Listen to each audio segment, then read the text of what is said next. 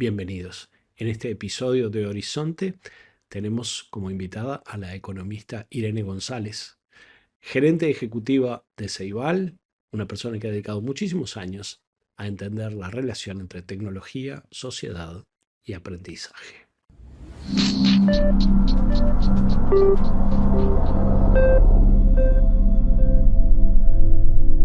Bueno, en todas estas cosas, en todos estos procesos siempre hay un viaje personal. Quería empezar por preguntarte, ¿cuándo fue que vos pensaste, acá hay algo? Acá en estos procesos tecnológicos hay algo para el país, pero hay algo para mí, para Irene.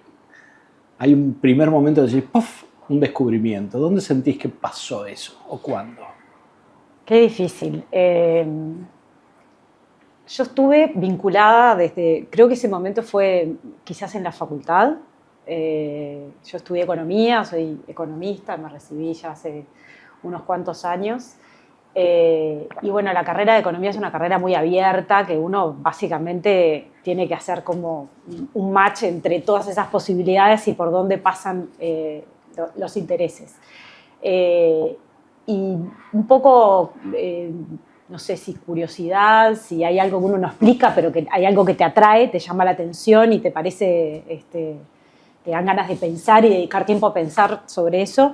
Cuando estaba eligiendo mi tesis, fue la primera vez que dije, yo quiero hacer algo sobre tecnología. En ese momento era biotecnología, año 2000 y algo, 2000 y poco.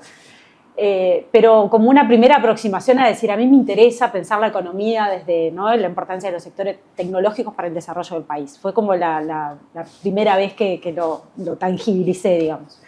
Después, rápidamente, en mis opciones laborales, terminé primero acercándome a la Cámara de Industrias y trabajando más con los sectores industriales vinculados a la exportación, que fue un pasaje muy corto, y tuve la oportunidad de integrarme a la Cámara de Tecnologías de la Información con Luis Stolovich, que además había sido profesor mío, el economista Luis Stolovich había sido profesor en facultad.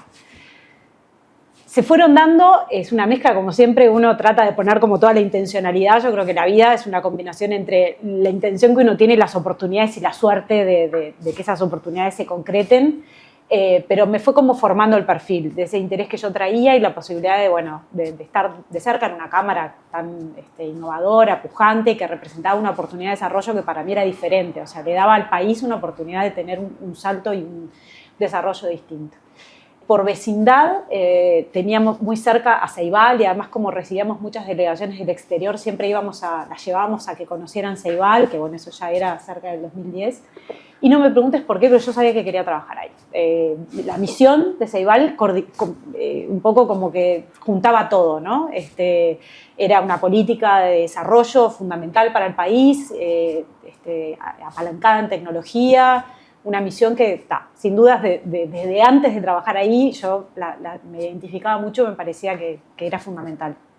Se me dio, la vida me dio la oportunidad de ingresar hace muchos años, ya 13, 14 años que trabajo en Ceibal, y creo que ahí surgió como otra, ¿no? Porque no es lo mismo más Ceibal en el 2011 cuando entré que el Ceibal de hoy, y bueno, y hemos ido creciendo junto con el avance de la tecnología, ¿no? Si pensamos en el 2011, 2010, ¿qué era? ¿En qué estado estábamos? Es increíble, pero bueno, era otro mundo.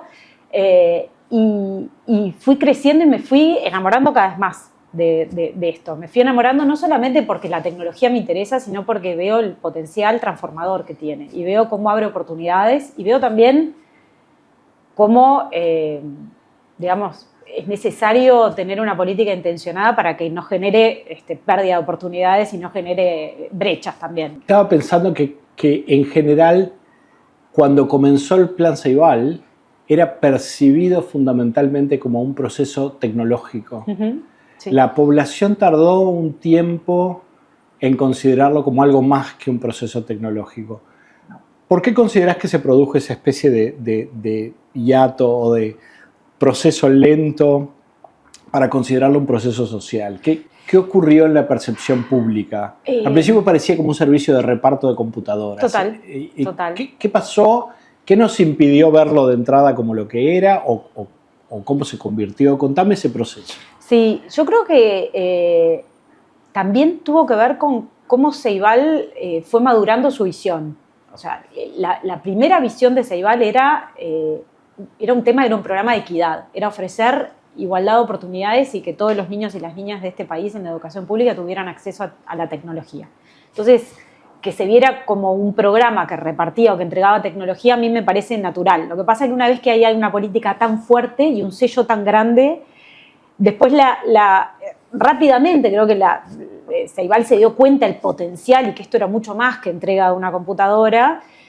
Pero bueno, cuando tenés un sello, algo que te distingue de una manera tan potente, es difícil cambiar eso, desanclarlo, ¿no? Porque está en la cabeza de todos. Y te diré que nos llevó muchísimos años, pero creo que hoy está superado. Me parece que hoy los uruguayos y las uruguayas ya ven a Ceibal como algo más que tecnología. De hecho, nosotros todos los años hacemos una encuesta de opinión pública porque por un tema de rendición de cuentas nos interesa saber cómo la ciudadanía evalúa Ceibal, y eso lo vemos en las respuestas. Ya no lo asocian cuando piensan en Ceibal, qué dimensiones o en qué áreas les parece que Ceibal tiene para contribuir. No aparece la tecnología per se.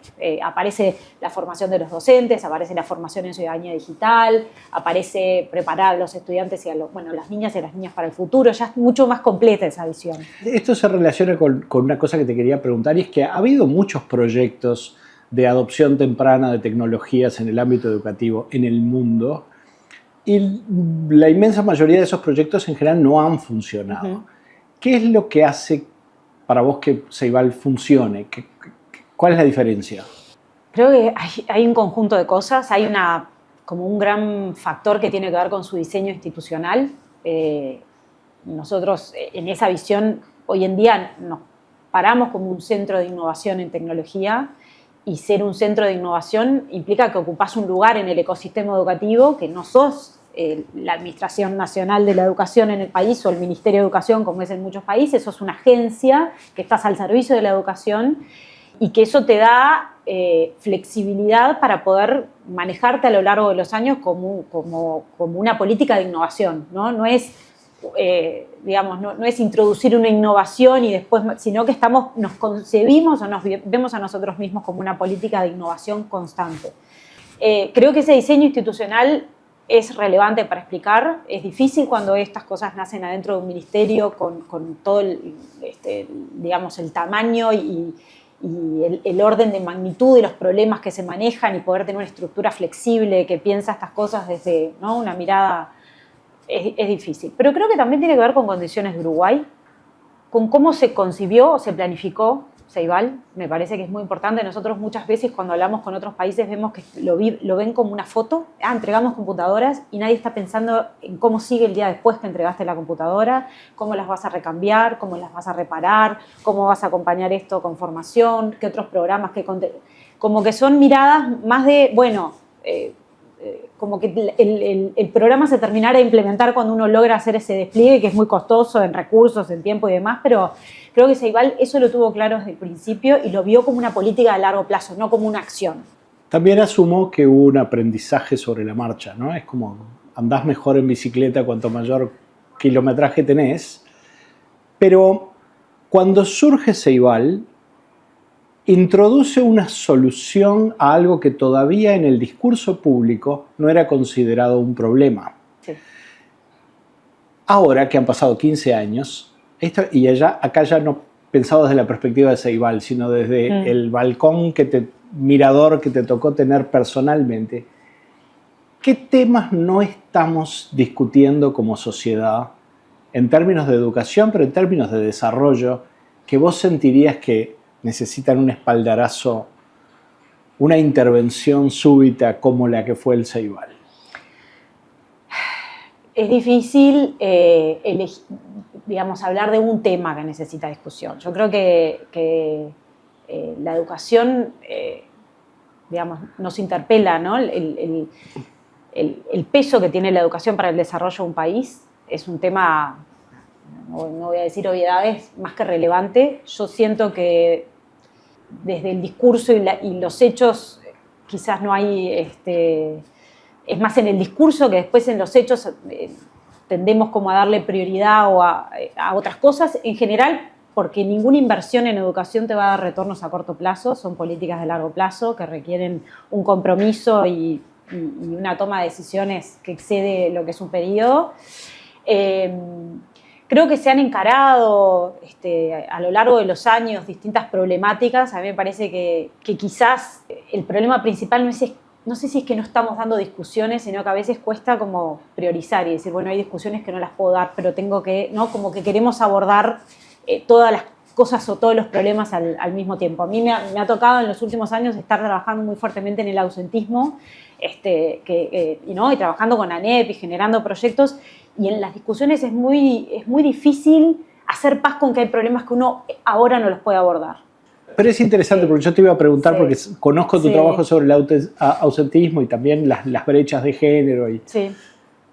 Nosotros en este momento tenemos un bajísimo nivel de egreso en secundaria. Y a veces me pregunto si estamos teniendo la suficiente amplitud a la hora de considerar esto es el síntoma de qué. El volumen de ausentismo, el hecho de la deserción, ¿son acaso síntoma de que no estamos como población viendo el sistema educativo como una vía de desarrollo? ¿Hay algo que el sistema educativo no está poniendo en la mesa de las expectativas individuales de estudiantes, padres, sociedad? Yo tiendo a creer, más allá de que uno puede encontrar factores que modificándolos ayuden a disminuir este problema, que en el fondo nos debemos una discusión de por qué las familias no están viendo hoy en día completar la educación secundaria, la educación media, como una vía, digamos, para el desarrollo personal y profesional en el futuro.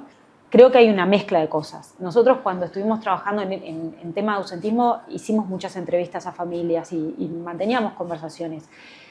Y la verdad que prácticamente no había casos en donde te dijeran, no, a mí me parece que no es importante ir a la escuela o la educación no es importante. No, eso no estaba. Y es más, también otra de las cosas que me llamó la atención, que eso creo que es, no sé si es del PISA o de alguno de estos estudios que se ha hecho, que encuestan a los estudiantes y les preguntan cómo se ven, y todos se ven terminando, e incluso en estudios terciarios. Se ven, sobre todo al inicio se ven terminando y después no terminan. Sí. ¿Qué es lo que pasa entre medio que hace que ese objetivo de repente se torne más blando? Y bueno, ahí hay distintos factores. Yo creo que hay un tema de diseño y hay un tema de cómo es la propuesta y hay un desenganche progresivo. A mí me parece que también hay un efecto acumulativo de los obstáculos. El pasaje de primaria a media está más que recontraestudiado, que para los estudiantes es un golpe, o sea, es una ganancia de autonomía súbita que no se condice con el desarrollo de ellos. O sea, no tiene que ver con lo biológico, no es que con 11 años en la escuela son sustancialmente distintos que con 12 años o en el liceo o en la UTU. Y esa ganancia de autonomía, esa pérdida de rendición de cuentas en el buen sentido. En la escuela uno le rinde cuentas a sus padres porque si estás o no estás, tu familia es prácticamente la responsable de eso. Hay una maestra única que vela por ese desarrollo integral y eso en el liceo se pierde. En educación media se pierde. Hay como una dilución de la responsabilidad, quizás del seguimiento de esa trayectoria. Y creo que esa ganancia de autonomía, hay estudiantes que tienen más recursos internos para poder gestionarla y hay otros que no, por situaciones familiares, estructurales, de contexto, mil razones, ¿no? Pero en realidad eso que vos decís condice con el cambio entre los 11 y los 12 en todos los países de la Tierra. Y ese cambio, digamos, de raconto y de responsabilidad ocurre en todos los casos. Yo me pregunto si no está pasando que en Uruguay, históricamente, la educación se ocupa muy poco de la vocación individual, que era una de las quejas de Clemente Estable y por eso hizo el plan Estable. La idea de, bueno, yo te voy a dar este paquete de herramientas, vos después tenés que encontrar tu camino. Es decir, que tal vez las personas no están viendo la educación como el sistema por el cual se estructura su camino personal, lo ven más como un trámite genérico. Yo he visto que el Ceibal ha hecho una serie de intentos por introducir lo vocacional, hacer la serie Aprendices. ¿Qué falta para que el alumno o el docente o el sistema educativo sienta esa responsabilidad vocacional, digamos, de incubación, digamos? Sí, no, además me trae a la mente nosotros organizamos desde Ceibal muchos foros con estudiantes y el tema vocacional y el pedido de ayuda a gritos que hacen los estudiantes cuando están entrando en bachillerato y sienten que se les viene el momento de tomar una decisión para la cual no se sienten preparados ni sienten que tengan la información y que la vean como algo muy relevante, está siempre presente y es uno de los temas que sale, no importa si es en el interior, en Montevideo, sale siempre. Ahí para mí hay varias cosas. Es verdad que ese pasaje se da en todos los países, que vos tengas un centro con 1000 estudiantes y con una población docente que rota permanentemente y que pica horas en distintos liceos y que entonces tengas una cripto que tiene que atender, no sé, 200 chicos. Eso no sé si pasa en todos lados. O sea, ya hay características. Problemas infraestructurales, decís ahora. Problemas claro, de cómo podemos atender esa autonomía, que hace que esa autonomía sea, o sea, lo que te decía de rendición de cuentas, realmente, si es difícil para un liceo dar cuenta de si ese estudiante está o no está, porque tienen 1000 estudiantes, porque los chiquilines van pasando docente a docente, es más grave. O sea, si yo tengo un centro más pequeño donde hay una relación más cercana o hay un seguimiento más cercano, es diferente. O sea, que no creo que sea igual en todos los países. Pero después, lógicamente que hay una propuesta y eso lo dicen, no lo digo yo, lo dicen muchas personas que han estudiado. La educación secundaria en Uruguay, el liceo está concebido como una preparación de la universidad y ese diseño quedó, no fue evolucionando. Creo que hay una intención que ha tenido resultados de empezar a trabajar o a llevar adelante propuestas pedagógicas diferentes, que busquen acercarse más a los intereses de los estudiantes. Me parece que hoy en día en los centros vemos mucho más propuestas que trabajan de manera interdisciplinar, que trabajan por proyectos, que buscan involucrar a los estudiantes con problemas que son relevantes para ellos, de lo que se veía antes. Con la tecnología como un aliado, pero no como un protagonista único, pero eso lo vemos más. Creo que todavía nos falta, tenemos que verlo mucho más, pero hay un cambio, creo que hay como un consenso en que la manera de enseñar y de aprender tiene que ser distinta hoy. En el planteo original de dar acceso a la tecnología, por supuesto, subyace una idea de inclusión, ¿verdad?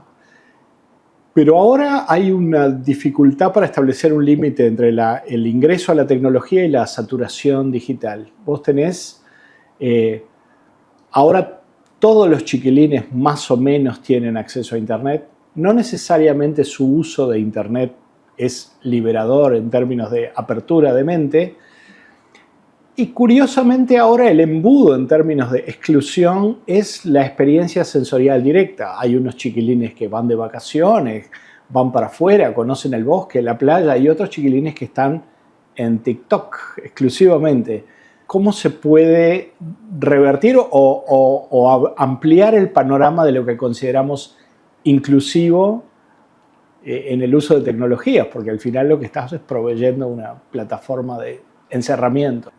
Creo que hay que tratar de evitar caer en debates que son como dicotómicos, ¿no? Y también de importar debates que a veces vienen de realidades que son diferentes. A mí, siempre cuando se plantean estos temas, es claro que tenemos como sociedad un problema, no en Uruguay, en el mundo, del control de los niños acerca de su exposición a la tecnología, de los adultos, de cómo gestionamos la exposición a la tecnología. Es un problema familiar, es un problema de la sociedad. Creo que el debate de la inclusión y de la tecnología sigue siendo válido y vigente, y nosotros tenemos que procurar que los estudiantes y que en las escuelas y que en los centros educativos en general haya equidad en ese aprovechamiento de la tecnología.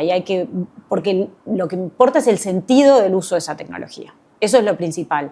Entonces, me parece que porque a veces vienen estas medidas de, bueno, no hay dispositivos en las escuelas, como tratando, ¿no?, de un problema que es qué hacen nuestros niños, nuestras niñas en sus tiempos de ocio, ¿no? Y cómo aseguramos que no estén encerrados o atrapados por esa tecnología, que para nosotros resulta muy difícil también liberarnos muchas veces. Lo trasladamos a la escuela como si... Sí, yo no tanto me refería a la escuela, sino al ámbito hogareño, porque vos tenés un número finito de horas disponibles por día. Total. Y en general el uso de Internet se está digamos, desplazando hacia el scrolling infinito. Sí. Entonces, me pregunto en qué medida hay estrategias para darle sentido a lo que vos decís. Sí. ¿Con qué propósito se usa? Bueno, ahí hay una línea difícil, digamos, de estrategias casi que familiares y decisiones familiares, que muchas veces, y eso por supuesto que hay que trabajar en educación, en ciudadanía digital, en darle recursos para que podamos hacer un aprovechamiento, ¿no? con una mirada crítica, responsable y demás, pero después también hay que entender que cuando estamos hablando de menores, no podemos trasladar esas responsabilidades y decisiones que son de los adultos y muchas veces falta ese conocimiento también y falta que la ciudadanía entienda los riesgos, entienda la responsabilidad que tiene. Yo soy partidaria, esto ya es en mi casa, de limitar, bloquear el acceso a determinadas redes, limitar el tiempo. Sí. Hoy en día existen herramientas para poder decir, después de tal hora no hay internet en los dispositivos o a tales sitios no dejar... Y no necesariamente por sitios de contenido, sino por sitios que yo considero que son adictivos y que mis hijos no tienen capacidad de limitar, porque a mí me resulta difícil como adulto. Están diseñados para ser adictivos. Están diseñados, claro. Entonces, hay veces que hay, por supuesto, que trabajar en generar capacidades, porque uno no puede estar... No te da el tiempo de estar prohibiendo y limitando o restringiendo, ¿no? Pero después también hay que tomar medidas un poco de darle herramientas de autocontrol. O sea que... Ahora estamos viviendo un proceso de cambio tecnológico estos últimos 4 años bastante sui generis. A pesar de que tiene una larga historia ese proceso, estos últimos 4 años han puesto sobre la mesa... Si vos pudieras hablar con la Irene del 2005 y le tuvieras que describir qué es lo que está pasando ahora, ¿cómo lo tipificarías, el proceso que estamos atravesando a nivel sociotecnológico? Yo creo que es una disrupción muy fuerte y un cambio en las reglas de juego, por decirlo de alguna manera, ¿no? Y pensando en lo que implica, sobre todo a partir de lo que es la inteligencia artificial y la emergencia, el impacto de la inteligencia artificial, las oportunidades, los riesgos, todo lo que implica, me parece que es como un cambio de paradigma.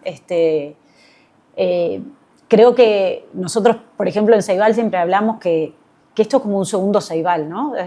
O sea, la ola que tenemos por delante, el desafío que tenemos por delante en materia de inteligencia artificial es prácticamente de la misma magnitud del que tuvimos en su momento cuando hicimos la entrega de dispositivos. Así lo concebimos como algo, el potencial transformador, y con miras o con una mirada de responsabilidad acerca de lo que implica y de cómo hay que gestionar también los riesgos, no con una mirada, digamos, endulzada, sí siendo muy conscientes que entendiendo los problemas y los desafíos que tiene el sistema educativo hoy, cómo la IA tiene un potencial importante para abordar esos desafíos y cómo tenemos que trabajar muy fuerte también para gestionar esos riesgos y cómo hacer para cambiar la manera en que uno está acostumbrado desde las cosas más simples, ¿no? Yo soy un profesor y entro a tomar un escrito, ¿cómo gestiono la llegada de la inteligencia artificial? Vos dijiste una cosa que es muy común escuchar, que es un cambio de paradigma. Cuando ocurre un cambio de paradigma, algo que era así, ahora es así. ¿Qué es lo que no es más de esta manera y pasa a ser de esta otra manera? Porque de ponerle ese rótulo... Sí, te entiendo. Son varias cosas. Creo que es la manera en cómo se genera, cómo nos vinculamos con el conocimiento y cómo se genera el conocimiento es diferente. Y cómo se genera valor. Sí, y cómo se genera valor, exactamente. Y cómo cada uno va a aprovechar. Yo creo que, y en esto del paralelismo de este nuevo Ceibal, tenemos un nuevo desafío de equidad. O sea, va a haber una diferencia muy grande entre aquellos que sepan aprovechar el potencial de la IA y de quienes no. Y no es algo que va a ocurrir espontáneamente, ni va a ocurrir porque entreguemos una cuenta de, no sé, de alguno de los sistemas de inteligencia artificial generativa a todos los estudiantes, se va a resolver el tema de equidad. Hay que trabajarlo fuertemente, hay que trabajarlo en distintas dimensiones, pero la manera en que seamos capaces de generar ese conocimiento, de generar valor aprovechando el potencial de la IA va a marcar... Yo convertí en un hobby, sí. Ir a todos los encuentros sobre inteligencia artificial y desarrollo, políticas públicas e inteligencia artificial. Y en general siempre hay un consenso, que me parece que grosso modo está bien, en que la política pública tiene que estar destinada a generar equidad en el acceso y en el acceso lo más temprano posible a estas herramientas. Igual me acuerdo que en uno de esos encuentros vino un especialista chino que mencionaba, decía, no, bueno, vamos a dejar una cosa clara, y es que estos son sistemas que no entienden lo que está diciendo. Y la ironía es que ese mismo día Geoffrey Hinton ganó el premio Nobel de física justamente por su trabajo en Machine Learning, y el tipo dijo, no, los modelos generativos son modelos destinados a que el modelo entienda lo que está diciendo. Hay una diferencia muy sustancial entre una herramienta, que la herramienta yo soy el que entiende y la muevo de cierta manera, y hay otra capa que es cuando esto entiende su propio proceso. Hablábamos recién de los procesos de agregación de valor. ¿En qué medida nos estamos preparando para esa dimensión? La dimensión donde no es solamente que esto es una herramienta valiosísima que me sirve a mí para generar valor, sino en qué medida nos estamos preparando para un mundo donde el valor generado en función de optimización y de eficiencia se desplaza hacia lo automatizado. ¿Cómo nos estamos preparando para el lugar que ocuparían los humanos en ese ciclo de agregación de valor? Sí, yo creo que es difícil pensarlo en el contexto de hoy, y creo que el desafío es pensar qué cosas vamos a empezar, qué está liberando y qué cosas vamos a empezar a hacer nosotros. Porque existe esa discusión de, bueno, dejamos de pensar, y creo que si uno mira para atrás, son discusiones que a lo largo de la historia de la humanidad siempre estuvieron, ¿no? Y sin ir más lejos, cuando se introdujo la computadora, me acuerdo que, bueno, la lectura en dispositivo, la lectura papel, tomar apuntes, siempre hay cosas que se van perdiendo, pero ¿qué se va ganando? Lo discutía Platón en el diálogo Fedro, quejándose del impacto de la escritura. De la escritura, el impacto en la memoria. Lo que pasa es que lo que nos cuesta ver todavía es a qué va a dar lugar esto. Claro. ¿No? Creo que la pregunta, y ¿para dónde voy? Si hay un desplazamiento de las eficiencias y la optimización en función de resultados hacia lo automatizado, ¿qué es lo que nosotros, que yo creo que hay mucho, pero qué es lo que nosotros tenemos para ofrecer? Porque ¿qué es lo que la inteligencia artificial tiene para ofrecer? No deja de ser un blanco móvil que cambia cada 15 días o cada 2 y en cierta medida es como tratar de acertar a un pronóstico que es difícil. Pero ¿qué es lo que nosotros tenemos para ofrecer? Tenemos más experiencia de interacción con personas. En ese discurso de qué es lo que nosotros tenemos para ofrecer, vamos a hacer un salto irresponsable al 2030. ¿Cómo ves la agregación de valor hecha por humanos dentro de 5 años? Es una charla de café, así que podemos ser completamente irresponsables. Creo que el humano, o sea, las personas, hay un montón de procesos que pueden estar automatizados y pueden ser hechos de manera hasta mucho mejor, porque siempre se dice la IA no se aburre, las cosas no le parecen repetitivas, no se desconcentra.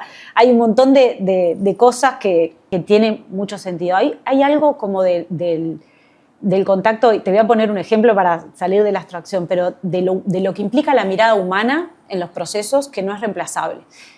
Hace poco hablábamos con un investigador que estaba centrado justamente en la interacción, en investigar sobre los procesos de interacción humanos e IA, y nos contaba un experimento que había hecho donde la gente participaba de un experimento donde un brazo, digamos, lo que tenían que hacer eran rankear, corregir fotos, ¿no? Y poner una pequeña descripción o taguearlas o algo por el estilo. Y entonces a una cierta gente que se les daba esa tarea les decía que quien iba a hacer la corrección de lo que ellos habían hecho era un humano y se les iba a pagar por las correcciones, independientemente de la corrección del humano, ¿no? O sea, se les pagaba por la tarea, y a otros se les decía que los iba a corregir una IA.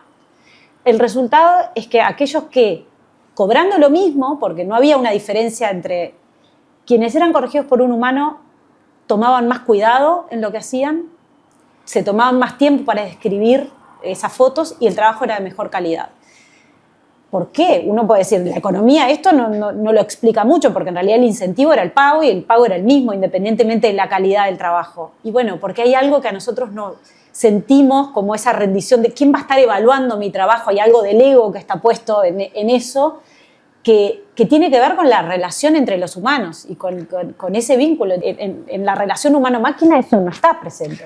Es cierto, y igual hay una cosa que me parece interesante, y es que si nosotros, en lugar de ponerme a mí acá, pones un modelo de lenguaje, probablemente la conversación sería eficiente, pero no sería interesante. Nos interesa lo que piensan las personas. Pero si vos pensás en términos de la economía de un país, está lleno de pequeños bolsones donde la subjetividad importa. Y otros no. Para hacer el stock de una fábrica de galletitas, de hecho, la subjetividad es un obstáculo. Sí. En realidad hay un proceso cultural que hacer para que la economía migre hacia una revalorización e incluso diría una monetización de las interacciones específicamente humanas. ¿Cómo es ese proceso cultural?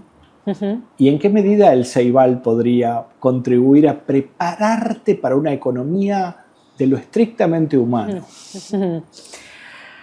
De vuelta, en un ámbito especulativo total. Yo creo que, o sea, cómo está Ceibal apuntando a preparar ese futuro que hoy es desconocido para nosotros y que nos cuesta tanto imaginar. Creo que el primer paso pasa por que logremos entender en el mundo en que estamos hoy, que eso ya es un paso que parece obvio, pero que no es tan obvio. También hemos hecho muchos relevamientos con docentes, directores, cómo están ellos viviendo, tomando en consideración, gestionando la irrupción de la inteligencia artificial en el contexto de sus centros educativos. Y el panorama es bastante diverso, o sea, hay docentes que están preocupados y que están gestionando y que están pensando políticas y cómo aprovechar y cómo gestionar los riesgos, y hay docentes que todavía no. Entonces creo que ahí nosotros como Ceibal tenemos como misión y nos proponemos generar capacidades en los niños, en las niñas, que son esos adultos del futuro, para que ellos sean capaces de entender esa tecnología y ser protagonistas también del diseño, ¿no? Y ahí, bueno, entran todas otras cuestiones. Creo que el paradigma de la ciudadanía digital y entender cómo esto, ¿no? Cómo somos ciudadanos de un mundo que cambió y qué cosas, desde la educación, pero también desde la familia, ¿no? O sea, cómo lo estamos gestionando los padres, cómo estamos preparando... ¿Cómo lo estamos entendiendo? ¿Cómo lo estamos entendiendo? Que es difícil, ¿no? Es muy difícil, porque estamos a un ritmo y nos cambia el rol. Esto que decimos que pasa en la escuela nos pasa también en la familia. O sea, la IA de la noche a la mañana empezó a ocupar un lugar en nuestras vidas y a tomar un lugar en nuestras decisiones, que muchas veces a los adultos no nos da el tiempo de entender cómo eso cala en los niños. Este mes se hizo una encuesta de dinámicas de uso de la IA en Estados Unidos. Y la IA concebido como un sistema que ofrece compañía y orientación personal pasó al lugar número 2. Claro. Saltó como el 9º lugar al lugar número 2. Se está desplazando en una sociedad que tiene cada vez menos interacciones presenciales. Sí. Eso es una cosa que estamos discutiendo poco en Uruguay, ¿no? Se toma menos cerveza entre amigos, sí. se va menos a tomar un café. En las décadas del Tinder hay menos parejas formándose y menos encuentros sexuales. No es solamente que hay una poca disposición a generar familia, hay un progresivo empobrecimiento a generar contacto. ¿En qué medida se puede desde una plataforma digital contribuir a que haya más intercambio de información, encuentro, interdisciplina? ¿Cómo podemos hacer? Porque ahí me parece que por ahí está esa agregación de valor humana. Lo que para nosotros no es natural, y esto nos pasó hace un tiempito que hicimos un focus group con estudiantes de primer año de educación media, y los poníamos en situación de, bueno, si tenés que darle un consejo a un compañero de clase que lo ves que está con problemas, que está faltando, que se está quedando atrás, ¿qué le propondrías? O sea, ¿qué se te ocurren? Y lo primero que nos decían es que lo resuelva con el ChatGPT, que busque asesoramiento de cómo salir de esa situación y no, o sea, para un adulto, ¿no?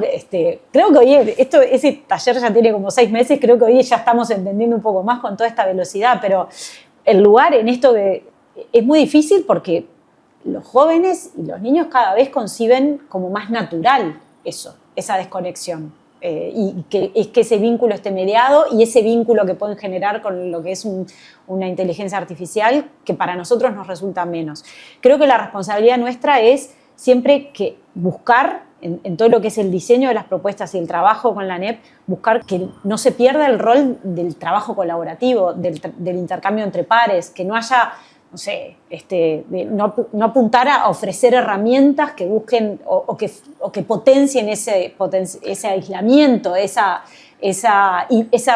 proceso individual, porque hay mucho del aprendizaje que tiene que ver con el enriquecimiento del proceso entre pares. Entonces, sí hay un riesgo en que esas tecnologías estén fomentando algo que viene como... También te soy súper honesta y realista, yo no sé si hay formas de limitar lo que parece ser una tendencia.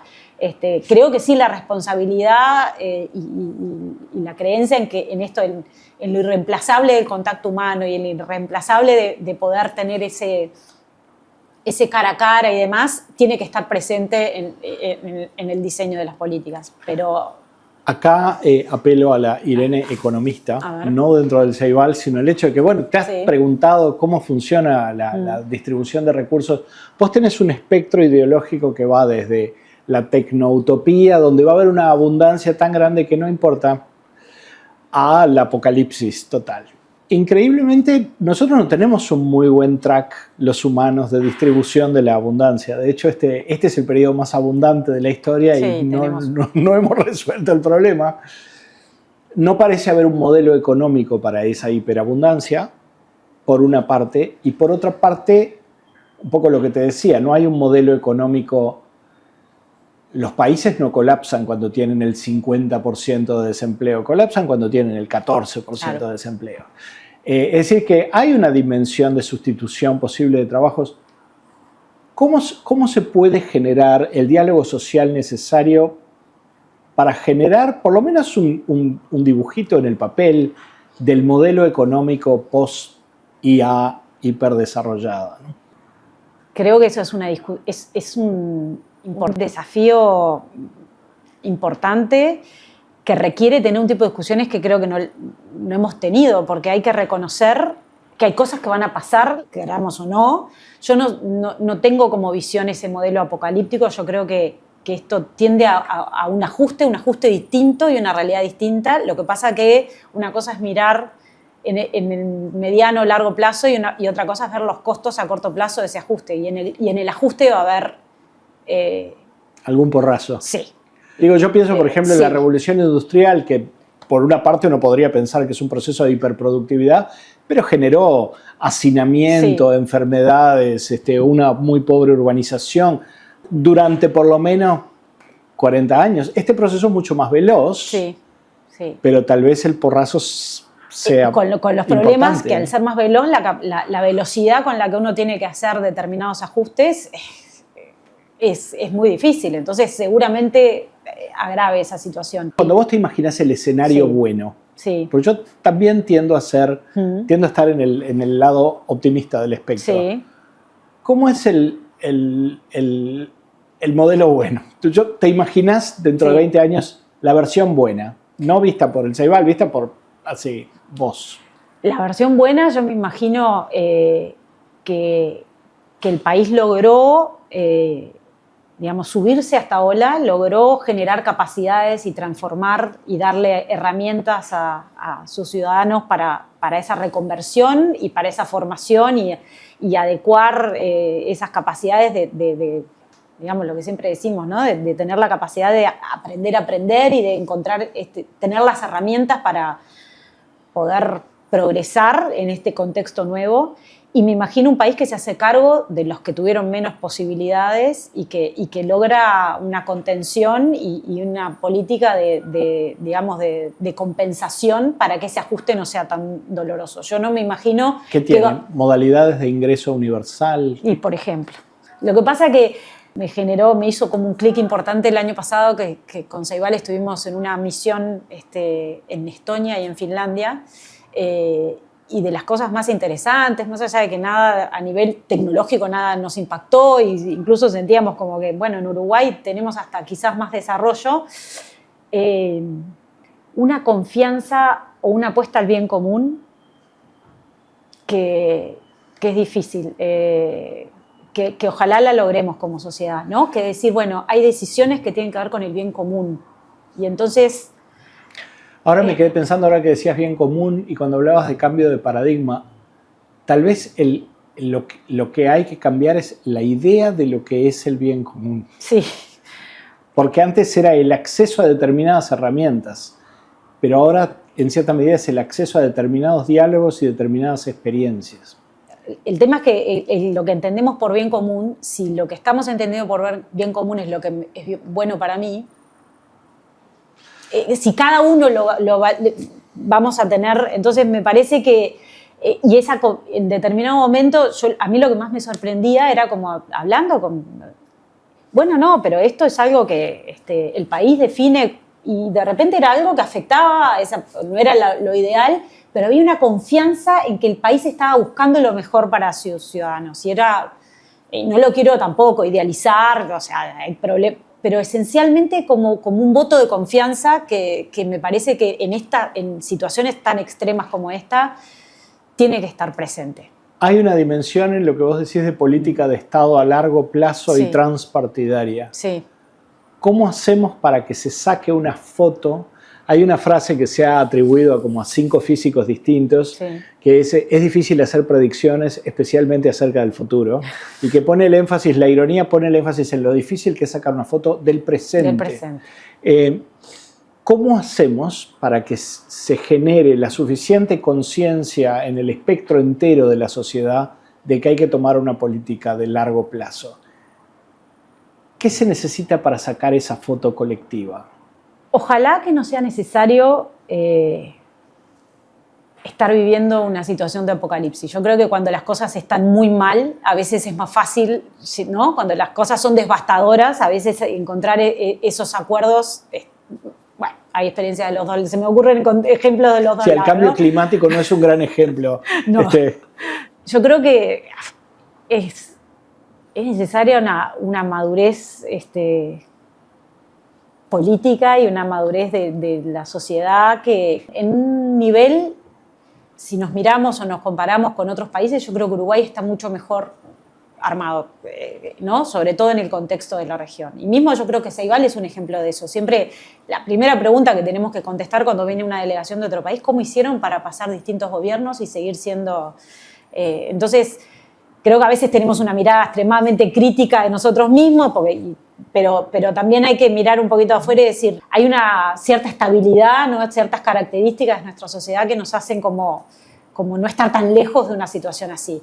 Más allá de eso, bueno, siempre depende contra quién uno se mire. A mí me gustaría, creo que vamos a necesitar más de ese consenso y de tener esa mirada que trascienda partidos y que nos ponga con objetivos que trascienden esos periodos y que seamos capaces de también hacer ceder, de negociar en el buen sentido, ¿no? De poder ceder en cosas por el bien, en aras de bien común. Imagínate que tuvieras una botonera universal en la cual vos podés elegir una medida para propiciar este proceso y que te dijeran, tomá, Irene, podés elegir una medida. ¿Por dónde empezarías? La pregunta del millón. Es que me tienta a... Claro, tenés una carrera de 6 botones, pero sí, podés tocar uno para empezar. Sí. Acá te voy a traer un tema que hasta ahora no lo abordamos y que para mí uno de los problemas que tenemos es que en general en esos ámbitos de decisiones y en esos ámbitos de responsabilidad hay pocas mujeres.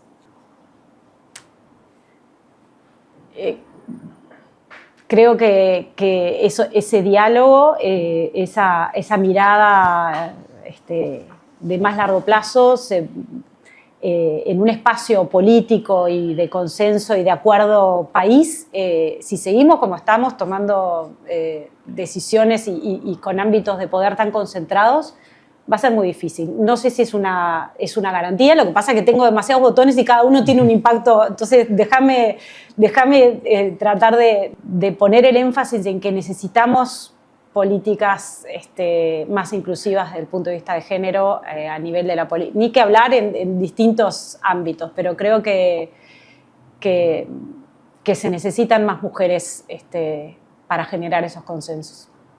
Buenísimo. Bueno, muchas gracias por esta conversación tan sincera. Encantada. Y espero que sea un pasito en la comprensión pública de que hay unas medidas que hay que tomar. Muy bien.